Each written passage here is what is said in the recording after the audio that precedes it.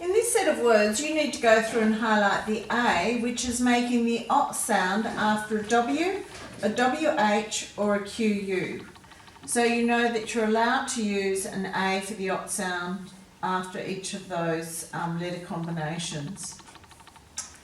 So let's have a look at what else we have in these words. So you know it's going to just be a W. If you say the word like swan, swamp, and there's no air after the W, then you know there's no H. Whereas if there is air, there is an H, as in what? What, you can feel the air and you know there's an H there. Now what do each of these words mean? Well, salt is a white crystal substance used for seasoning or preserving food. A swan is a large water bird with a long flexible neck, short legs, webbed feet and a broad bill. It's usually white or black. And if you hear someone saying, oh, they're swanning about, it means someone's moving around in a casual, irresponsible manner. A swamp is low-lying, uncultivated ground where water collects. Alter means to change. A squatter is someone who illegally lives somewhere that is unoccupied. Wander means to rove. A warrant is an order for an arrest or a search. A wallaby is an Australasian marsupial, smaller than a kangaroo. And if you're on the wallaby, that means you're unemployed and you have no fixed address. Inequality means imbalance. And quarantine means to put in isolation or to prevent the spread of disease. Go through and highlight the A in each of these words just to remind you that it can make an ot sound after a W, a WH or a QU. So all you have to do here is label the pictures using the words from above. Write the list word after its definition. We talked about their definitions on the day 1 video, so if you can't remember the meaning of some of these words, then go back to that video. Fill in the gap with the correct list word. Once again, we explained what each of the words meant yesterday, so you do have that reference if you need it. Now, to find a synonym, you've got to find a word that means the same as the given words, and yesterday's video would help you once again. Then down here, we want you to write 3 adjectives. Now, adjectives will describe a wallaby, a swan, or a swamp. So we want those 3 adjectives written on the lines next to each noun. Go through and highlight the A that's making the ot sound in each of these words. And just remember that after a W, a WH or a QU, we're allowed to use an A for the ot sound. Now, in this part here, we've got verb family, so you've got your base word, you're adding the S, the ing, and the ed.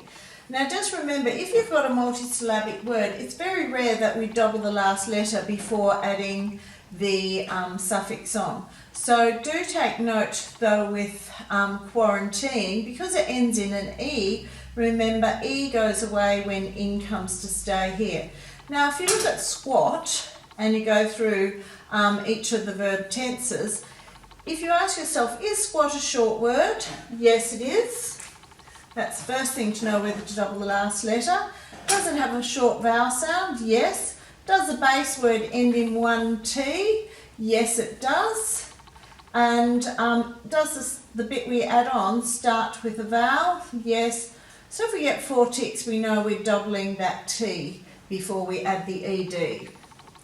Now down here you have to circle the verb in the incorrect tense and write it correctly. So read the sentence, work out which verb is used incorrectly and then write it correctly on the end. Then use the verbs alter, quarantine and wander in a sentence with each in a different tense. So that's going to take some thought on your part. Make the adjustment to the word, then use it in a sentence. We've given you the prompts on how to change these words into a new word. Make sure you understand the meaning and the structure of the word and how it's to be used in the sentence before you write your sentences. And do try to make your sentences as interesting as possible. Now, plurals, when we're changing a singular noun into a plural noun, meaning more than one, it can be tricky, but we've given you 2 nice easy ones today. Remember, if you have a consonant before a Y and you want to change it into a plural noun, you have to change the Y to an I before you add the ES. If there's a vowel before the Y, you don't change the Y to an I.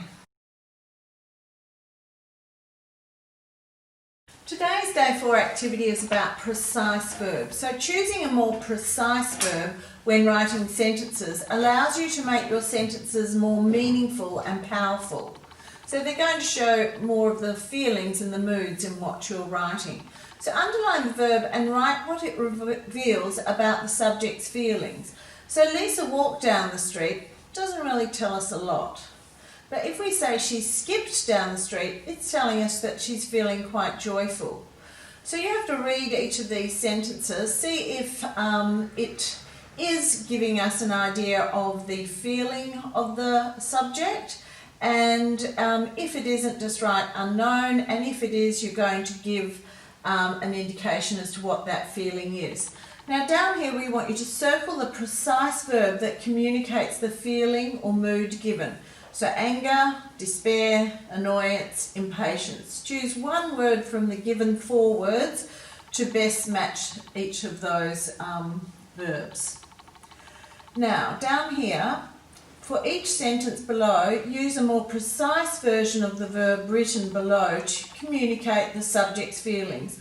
So we want you to find a better word than walked, to show how Joanne is getting to her room, and then indicate the subject's feelings from the way that you've described how they're walking. So you can work your way through those examples. Now down here we're writing a simple sentence that uses a precise verb to communicate the feeling or mood given. Highlight the verb you use. So we've given you anger, joy, fear, exhaustion and admiration.